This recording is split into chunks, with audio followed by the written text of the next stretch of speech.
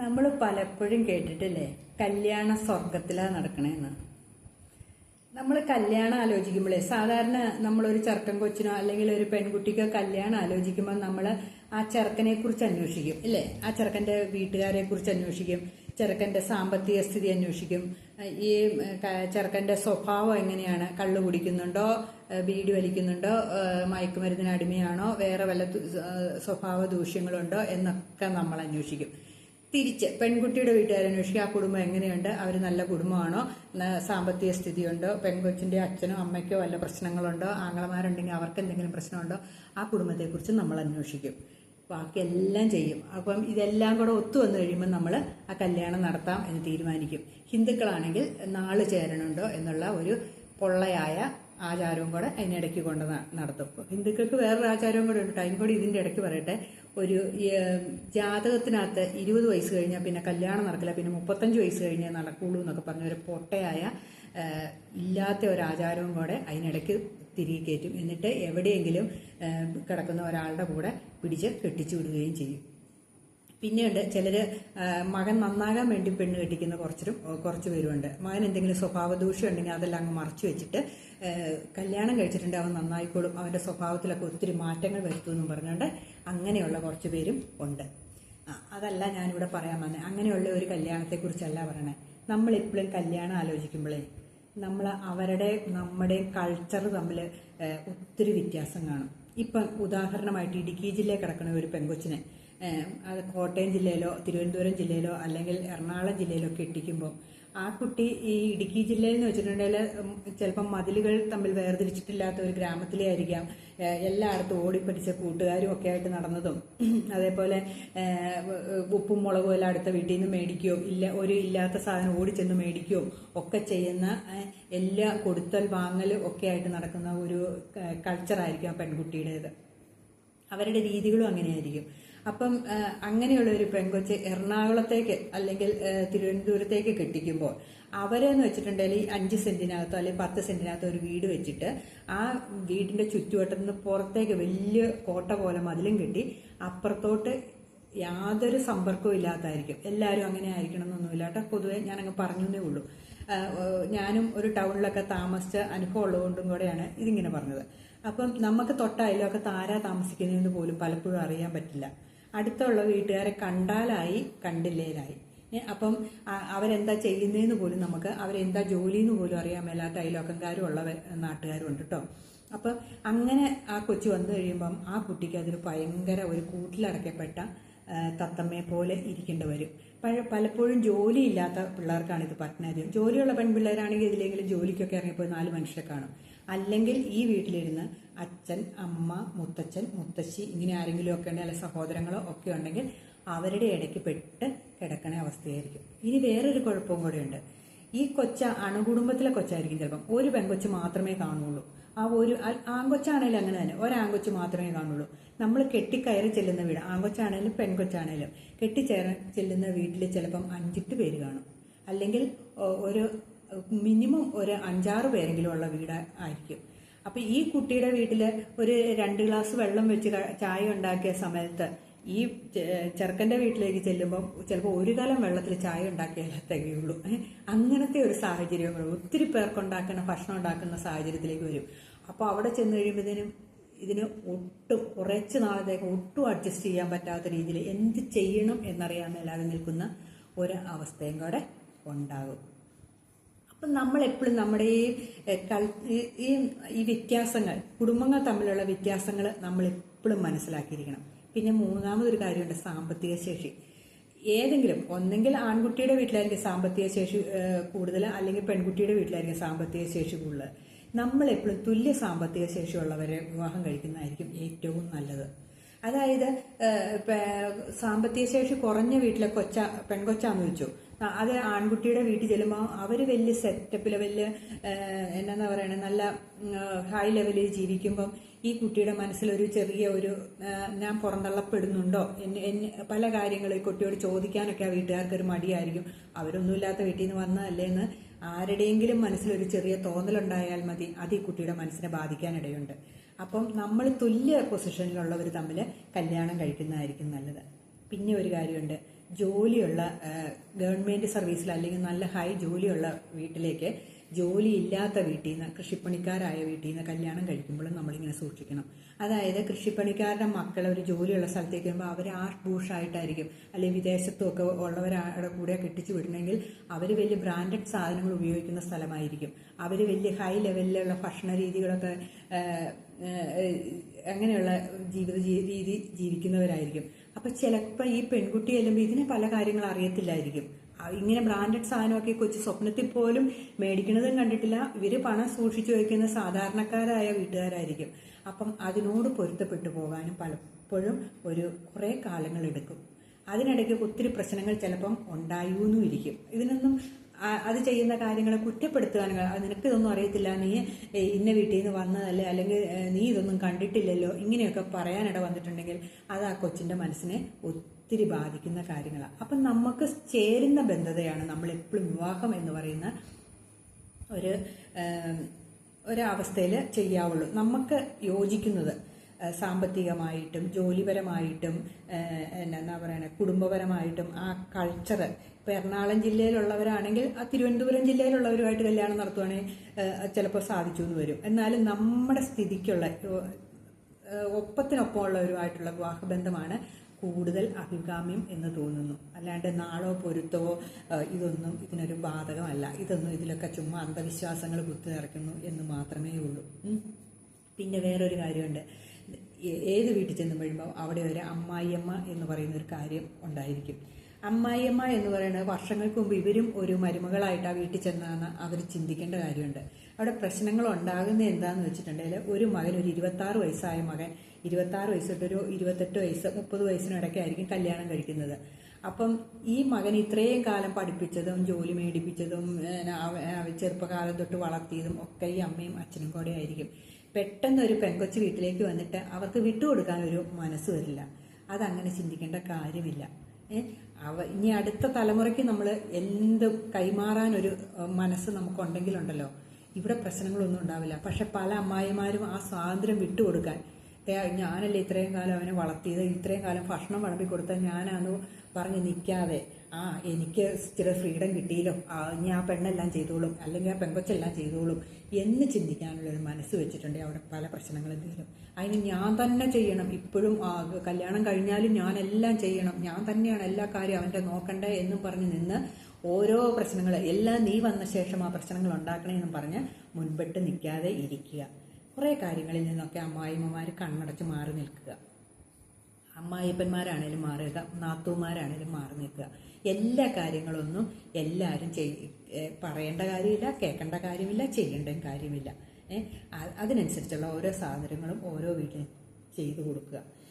അതേപോലെ എന്തെങ്കിലും നിസ്സാര പ്രശ്നങ്ങൾക്ക് പോലും ഭർത്താക്കന്മാർ ഭാര്യമാരെ, അതായത് ഈ കല്യാണം കഴിച്ചു വരുന്ന പെൺകൊച്ചിനെ ചേർത്ത് നിൽക്കാൻ ആ കൊച്ചിൻ്റെ ഭർത്താവ് തയ്യാറാകണം. അതേപോലെ പെൺകൊച്ചും റെഡിയാകണം. ചെറുക്കൻ്റെ വീട്ടിൽ എന്തെങ്കിലും പ്രശ്നങ്ങളൊക്കെ ഉള്ള വീട്ടിൽ നിന്നാണ് വന്നെങ്കിൽ അതൊന്നും സാരമില്ല എന്ന് പറഞ്ഞാൽ അവനെ സാന്ത്വനിപ്പിക്കണം. പെൺകുട്ടിയുടെ വീട്ടിലാണെങ്കിൽ എന്തെങ്കിലും കുഴപ്പങ്ങളൊക്കെ ഉണ്ടെങ്കിൽ പിന്നീട് വന്ന പ്രശ്നങ്ങളാണെങ്കിലും അതൊന്നും കുഴപ്പമില്ല, അടി ഞാനുണ്ടല്ലോ നിൻ്റെ കൂടെ എന്ന് പറയുമ്പോൾ ആ സ്നേഹം ഒന്നുകൂടെ അരക്കിട്ടുറയ്ക്കുന്നതാണ്. അത് ദൃഢമായ ഒരു ബന്ധമായിട്ട് തീരും. ആ ഒരൊറ്റ വാക്ക് മതി ചിലപ്പം അവരുടെ ജീവിതം മാറി മറിയാം. അപ്പം അങ്ങനെ സ്നേഹത്തോടുകൂടി ആ ചെറുക്കനെ അല്ലെ ആ പെൺകൊച്ചിനെ ചേർത്ത് നിർത്താൻ രണ്ടുപേരെ ശ്രമിക്കുക. അതല്ലാണ്ട് നിൻ്റെ വീട്ടിൽ കുറച്ച് ആദ്യത്തെ ആ പുതുമോടിയൊക്കെ കഴിഞ്ഞ് കഴിയുമ്പോഴത്തേനും, അല്ലെങ്കിൽ നിൻ്റെ വീട്ടിലൊന്നുമില്ല, നിൻ്റെ വീട്ടിൽ അങ്ങനെയല്ലേ, നിൻ്റെ വീട്ടിൽ ഇന്ന കാടിവെള്ളം അല്ലേ കുടിക്കണേ, അല്ലെങ്കിൽ നിൻ്റെ വീട്ടുകാരെ ഒന്നും കാണാൻ കൊള്ളില്ല, ഇങ്ങനെയുള്ള കാര്യങ്ങളോ നിൻ്റെ വിദ്യാഭ്യാസം ഇതല്ലേ, അതൊന്നും ചോദിക്കുക. ഇതെല്ലാം അറിഞ്ഞ ശേഷമല്ലേ നമ്മൾ കല്യാണം കഴിക്കും. പ്രേമവിവാഹമാണെങ്കിൽ നമുക്ക് പറയാം, നീ പ്രേമിച്ചു നീ തന്നെ കൊണ്ടുവന്നതല്ലേ എന്ന് ചോദിക്കാം, ഇല്ലേ? എന്നാലും അത് മോശമാണ് അങ്ങനെ ചോദിക്കുന്നത്. പക്ഷേ നമ്മളെ വീട്ടിലേക്ക് ആര് വന്നാലും നമ്മൾ അവരെ രണ്ട് കൈ നീട്ടി സന്തോഷത്തോടെ സ്വീകരിക്കുക വേണ്ടത്. അല്ലാണ്ട് നമ്മൾ അവരെ ഒരിക്കലും കുറ്റപ്പെടുത്താൻ പോകരുത്. നമ്മൾ രണ്ട് കൈ, നമ്മൾ അറിഞ്ഞ് കൊണ്ടുവന്ന കുട്ടിയെ നമ്മൾ സ്നേഹത്തോടെ നമ്മുടെ മകളാന്നുള്ള രീതിയിൽ ഒന്ന് കാണാൻ ശ്രമിച്ചാൽ പല പ്രശ്നങ്ങൾക്കും പരിഹാരമാകും. അല്ലാതെ അവരെ വേറൊരാളായിട്ട് കാണാൻ ശ്രമിക്കുമ്പോഴാണ് നമുക്ക് അവർ രാവിലെ എഴുന്നേറ്റില്ല എന്നുള്ള പരാതി വരും, അവർ രാവിലെ വന്ന് ഭക്ഷണം ഉണ്ടാക്കിയില്ല എന്ന് പരാതി വരും. നമ്മുടെ മകളാണെങ്കിലും ഇതാ ചെയ്യണേന്ന് മാത്രം ഒന്ന് ചിന്തിച്ചാൽ മതി. നമുക്ക് പറ്റുന്നിടത്തോളം കാലം ഉണ്ടാക്കി കൊടുക്കാൻ പറ്റുമെങ്കിൽ ഉണ്ടാക്കി കൊടുക്കാം അമ്മായിമ്മമാർക്ക്.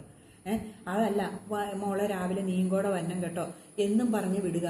ആദ്യമേ തൊട്ട് നീയും കൂടെ വന്ന എല്ലാ സാധനവും എൻ്റെ കൂടെ സഹായിക്കണം കേട്ടോ, എനിക്കിനി സഹായിക്കാൻ ഒരാൾ കൂട്ടായല്ലോ എന്നൊക്കെ നല്ല രീതിയിൽ പറയുക. ഇപ്പം എന്തുണ്ടെങ്കിലും ഇതെൻ്റെ മോളാടാ എന്നൊക്കെ പറഞ്ഞ് മകനെയും അതിലേക്ക് നമ്മുടെ ഇതിലേക്ക് കൊണ്ടുവരാൻ, ട്രാക്കിലേക്ക് കൊണ്ടുവരാൻ ശ്രമിക്കുക. നീ എടാ നിന്നെ പോലെ തന്നെ എടാ എൻ്റെ മോൾ, ഇതെൻ്റെ മോളാടാ എന്നൊക്കെ ഒന്ന് പറയുമ്പോൾ ആ കൊച്ചതിനകത്ത് വീണു പോകും. ഇത് ട്രിക്കാന്നൊന്നും നിങ്ങൾ കൂട്ടണ്ട. ഇത് സ്വാഭാവികമായിട്ടും എല്ലാ പിള്ളേരും, ഞാനും ഒരു മരുമകളായിട്ട് കയറി ചെന്ന വ്യക്തിയാണ്. അപ്പം നമ്മളിങ്ങനെ പറയുമ്പോൾ ആ സ്നേഹത്തിനുണ്ടല്ലോ അതൊരു വലിയ വിലയാണ് കൊടുക്കുന്നത്. നമ്മൾ അങ്ങനെ പറയാൻ നമ്മുടെ ആ കൾച്ചറൽ വ്യത്യാസം നമ്മൾ മനസ്സിലാക്കിയെടുക്കണം ഏത് വീട്ടിലാണേലും. അപ്പം നമ്മൾ മക്കൾക്ക് കല്യാണം ആലോചിക്കുമ്പം എപ്പോഴും ഇതൊക്കെ ഒന്ന് ശ്രദ്ധിച്ചിട്ട് മാത്രമേ കല്യാണം ആലോചിക്കാവുള്ളൂ. പിന്നീടൊന്ന് ചെയ്യാവുന്ന കാര്യമല്ല വിവാഹം എന്ന് പറയുന്നത്. ഇത് ഒരിക്കൽ മാത്രം ജീവിതത്തിൽ നടക്കുന്ന കാര്യങ്ങളാണ്. അപ്പം നമ്മൾ ശ്രദ്ധിച്ച് എല്ലാ കാര്യങ്ങളും മനസ്സിലാക്കി പറഞ്ഞ് നല്ല ഇതിൽ കല്യാണമൊന്നും ചാടി പിടിച്ച് നടത്താതിരിക്കുക. അവർ ഭാര്യ ഭർത്താക്കന്മാരാകുന്നവർ കുറച്ച് നാൾ സംസാരിച്ച ശേഷം അവർക്ക് അവരുടെ എല്ലാ ഇഷ്ടങ്ങളും അനിഷ്ടങ്ങളും തുറന്നു പറഞ്ഞ് നമ്മുടെ വീട്ടിലെ സാഹചര്യങ്ങളും ചെറുക്കനും പെണ്ണും പരസ്പരം തുറന്നു പറഞ്ഞ് ശേഷം കല്യാണത്തിലേക്കാവുക. അപ്പം ഉണ്ടല്ലോ ആ വീട്ടിലധികം പ്രശ്നങ്ങൾക്ക് വരുവന്നില്ല. അല്ലാതെ നമ്മൾ എടുത്തു പിടിച്ച് പെട്ടെന്നൊരു കല്യാണം നടത്തുമ്പോഴാണ് പല കാര്യങ്ങളും വിട്ടുപോവുകയും പല കാര്യങ്ങളും പറയാൻ പറ്റാതെ വരികയും പിന്നീട് ആ വീട്ടിൽ വന്നിട്ട് ആ കൊച്ചറിയുകയും ചെയ്യുമ്പോഴാണ്, ആൺകുട്ടിയാണേലും പെൺകുട്ടിയാണേലും അവരെ അറിയുമ്പം അവർക്ക് ഒന്നും ചെയ്യാൻ പറ്റും, അഡ്ജസ്റ്റ് ചെയ്ത് ചുമ്മാ ഇലിഫരായിട്ട് നിൽക്കുന്ന ഒരവസ്ഥയിലേക്ക് നമ്മൾ എത്തിക്കാതെ ഇരിക്കുക. ഒത്തിരി കുടുംബങ്ങളിൽ നടക്കുന്ന കാര്യമാട്ടോ ഇത്. പിന്നെ ചെയ്യാൻ പറ്റുന്ന ഒരു കാര്യമുണ്ട്. നമ്മൾ മക്കൾ കല്യാണം കഴിച്ചു കഴിഞ്ഞിട്ടുണ്ടെങ്കിൽ അവരെ ഒന്ന് വേറെ വിടാൻ ശ്രമിക്കുന്നത് ഏറ്റവും നല്ലൊരു കാര്യമാണ്. കല്യാണം കഴിച്ച് വിടുക എന്ന് പറയുന്നത് തന്നെ ഒരു വാക്ക് തന്നെ തെറ്റാന്ന് എനിക്ക് തോന്നുന്നു. ഒരു ജീവിതം കെട്ടിപ്പടുക്കാൻ രണ്ടുപേര് തയ്യാറാകുമ്പോൾ അവരെ സ്നേഹത്തോടു കൂടി ഒരു വീട്ടിലേക്ക് വിടുകയാണ് ചെയ്യുന്നത്. അല്ലാണ്ട് അവരെ അങ്ങ് പടിയടച്ച് പിണ്ടം വെച്ച് വിടുന്ന രീതിയിലുള്ള ആ തീരുമാനങ്ങളൊന്നും ശരിയല്ല. അവരെ പിന്നെ അവിടുത്തെ ആണ് എന്നുള്ള രീതിയിലാണ് ചില വീട്ടുകാർ വിചാരിച്ചത്. നിന്റെ കെട്ടിയവൻ്റെ വീട് നിന്റെ വീട് എന്നുള്ള ആ അർത്ഥത്തിലേക്ക് പോവാതിരിക്കാനും ശ്രമിക്കുക. നമ്മൾ കല്യാണം കഴിച്ചുകൊണ്ട് വരുമ്പോൾ ഒരു വീടൊക്കെ എടുപ്പിച്ചു കൊടുത്ത് ആ വാടക വീടാണെങ്കിൽ പോലും അവിടെ തന്നെ താമസിച്ച് അവരുടെ ദുഃഖങ്ങളും പരിഭവങ്ങളും ഇച്ചിരി ഇണക്കങ്ങളും പിണക്കങ്ങളും ഒക്കെ ആയിട്ട് അവരെ സ്നേഹവും ഒക്കെ പങ്കുവെച്ചൊന്ന് ജീവിച്ച് എങ്ങനെയാണ് വരവ് ചെലവുകളൊക്കെ എന്നൊക്കെ മനസ്സിലാക്കി എന്തൊക്കെ വാങ്ങണം ഒരു വീട്ടിലേക്ക് എന്നൊക്കെ ഈ പിള്ളേർക്കൊന്നും അറിയത്തില്ലായിരിക്കും. ചില പിള്ളേർക്ക് അറിയായിരിക്കും. പക്ഷെ എന്തൊക്കെ ഒരു വീട്ടിലേക്ക് വാങ്ങണമെന്നും അതെങ്ങനെയാണ് വാങ്ങുന്നതെന്നും കടയിലൊക്കെ പോയി തന്നെ പർച്ചേസൊക്കെ ചെയ്ത് സാധനങ്ങൾ കൊണ്ടുവരാനും ഒക്കെ ഈ മക്കൾ പഠിക്കും. പിന്നെ അവരുടെ ഇടയ്ക്ക് ഒരു കുഞ്ഞും കൂടെ ഉണ്ടാവുകയാണെങ്കിൽ ആ കുഞ്ഞിനെ നോക്കണത് എങ്ങനെയാണെന്നൊക്കെ അവർ പഠിക്കും. ആ സമയത്ത് മാതാപിതാക്കളോട് ഒരു പിണക്കത്തിന് ഇടവരുത്തരുത്. കാരണം എപ്പോഴും മാതാപിതാക്കളുടെ ആഴ്ചയിലൊക്കെ അച്ഛൻ്റെ അമ്മയുടെ അടുത്ത് പോകാനും അമ്മായിപ്പൻ്റെ അമ്മായിമ്മയുടെ അടുത്ത് പോകാനും എല്ലാം രണ്ടു കൂട്ടരെ അമ്മേനെ അച്ഛനെ ഒരേ ലെവലിൽ നിർത്താനും ഒക്കെ സാധിക്കുന്ന രീതിയിൽ വേറെ താമസിക്കുന്നത് നല്ലതാണെന്നാണ് എൻ്റെ അഭിപ്രായം കേട്ടോ. അത് ഒത്തിരി പ്രശ്നങ്ങൾ കുറയ്ക്കാനും സാധിക്കും. അധികം ദൂരമൊന്നും പോയി താമസിക്കണ്ട. നമ്മുടെ തൊട്ടടുത്ത് തന്നെയാണെങ്കിൽ ഒരു വീടെടുത്ത് കൊടുത്ത് അവിടെ മാറി താമസിക്കുന്നത് നല്ലതാന്നേ. നമുക്ക് സാഹചര്യം ഉണ്ടെങ്കിൽ അവരുടെ ജീവിതത്തിൽ അത് ഒത്തിരി മാറ്റങ്ങൾ വരുത്തുന്നത് നമുക്ക് കാണാൻ സാധിക്കും. ഈ മക്കൾക്ക് അച്ഛനോടും അമ്മയോടുമുള്ള സ്നേഹം കൂടുകയും ചെയ്യും. അപ്പം അതായത് എന്ത് കാര്യമുണ്ടെങ്കിലും കുറച്ച് ദിവസം അവർ തന്നെ താമസിച്ച് കഴിയുമ്പോൾ ഓരോ കഥകളും ഒക്കെ ആയിട്ട് നമ്മുടെ അടുത്ത് വന്ന് പറയുമ്പോൾ നമ്മൾ അതിന് സപ്പോർട്ട് ചെയ്ത് കൊടുക്കുകയും ഒക്കെ ചെയ്യുമ്പോൾ ആ കഥകളൊക്കെ കേൾക്കാനൊരു മനസ്സ് വയ്ക്കുകയൊക്കെ ചെയ്യുമ്പോൾ ആ പിള്ളേർക്ക് നമ്മളോട് സ്നേഹം കൂടുകയേ ചെയ്യുള്ളൂ.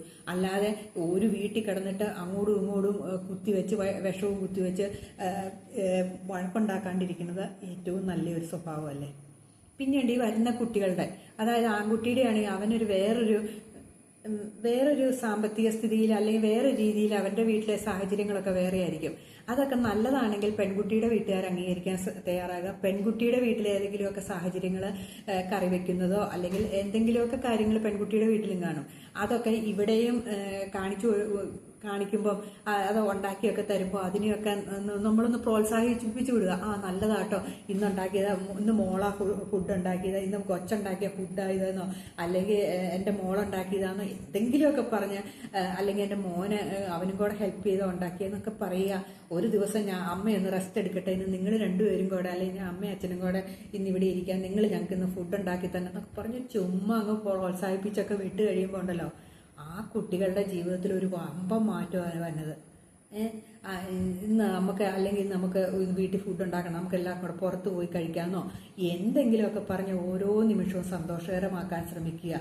അതേപോലെ എന്തെങ്കിലും ആ കുട്ടിയുടെ എന്തെങ്കിലും ബർത്ത്ഡേ, ആ വീട്ടിൽ എന്തെങ്കിലും ആ കൊച്ചിനെ സംബന്ധിക്കുന്ന എന്തെങ്കിലും കാര്യങ്ങളൊക്കെ നടക്കുമ്പോൾ അതിനെ നന്നായിട്ട് പ്രോത്സാഹിപ്പിക്കുക. ഒരു കറി ഉണ്ടാക്കി തന്നാൽ പോലും അത് അടിപൊളിയാന്നൊക്കെ പറഞ്ഞ് അങ്ങ് പ്രോത്സാഹിപ്പിക്കുകയും ഒക്കെ ചെയ്യുമ്പോൾ നമ്മുടെ വീട്ടിൽ അങ്ങനെയൊക്കെ ചെയ്യാനുള്ള മനസ്സൊക്കെ ആയിക്കഴിഞ്ഞ ശേഷം നമ്മൾ മക്കളെ കല്യാണം കഴിപ്പിക്കുക കേട്ടോ.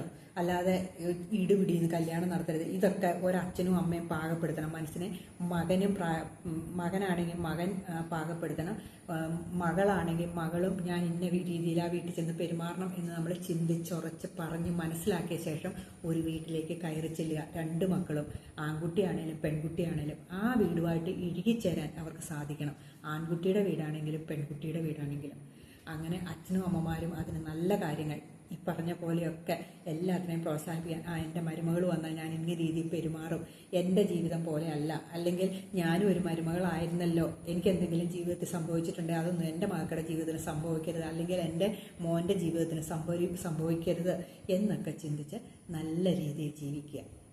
അപ്പം തന്നെ വിവാഹം സന്തോഷമാകും. അല്ലാണ്ട് ഈ പൊരുത്തം നോക്കലോ അല്ലെങ്കിൽ സാമ്പത്തികം നോക്കിയോ ഒന്നുമല്ല കല്യാണം. സാമ്പത്തികം മിക്കവരും മകൾ സുരക്ഷിതമാണെന്ന് പറഞ്ഞ് നല്ല സാമ്പത്തികമുള്ള വീട്ടിലൊക്കെ കെട്ടിച്ചു വിടാൻ ശ്രമിക്കും. പക്ഷെ അവിടെ ചെന്ന് കഴിയുമ്പോൾ ആ കൊച്ചിൻ്റെ ജീവിതം, സാധാരണ വീട്ടിലുള്ളവർ വലിയ ഹൈ ലെവലിലുള്ള കെട്ടിച്ചു വിടുമ്പോൾ എൻ്റെ കൊച്ചു രക്ഷപ്പെടുമെന്നായിരിക്കും ചിന്തിക്കുന്നത്. പക്ഷേ അവിടെ ഒത്തിരി പ്രശ്നങ്ങൾ ഉണ്ടാകുന്നുണ്ടെന്ന് നമ്മൾ മനസ്സിലാക്കണം. പല കാര്യങ്ങളിൽ കുട്ടികൾ പുറത്ത് പറയുകയില്ല. അപ്പം നമുക്ക് കൊക്കിലൊതുങ്ങാവുന്നത് മാത്രമേ നമ്മൾ കൊത്താവുള്ളൂ. നമുക്ക് പറ്റുന്ന ബന്ധതയിലേ നമ്മൾ ചെന്ന് ചാടാവുള്ളൂ. ഇതെല്ലാം കല്യാണത്തിൽ എല്ലാവരും ഒന്ന് ശ്രദ്ധിക്കേണ്ട കാര്യങ്ങളാട്ടോ. അപ്പം ഞാനീ പറഞ്ഞ് നിങ്ങൾക്ക് ഇഷ്ടപ്പെട്ടെങ്കിൽ നിങ്ങൾ ലൈക്ക് ചെയ്യണം, കമൻറ്റ് ചെയ്യണം, സബ്സ്ക്രൈബ് ചെയ്യണം, ഷെയറും ചെയ്യണം കേട്ടോ.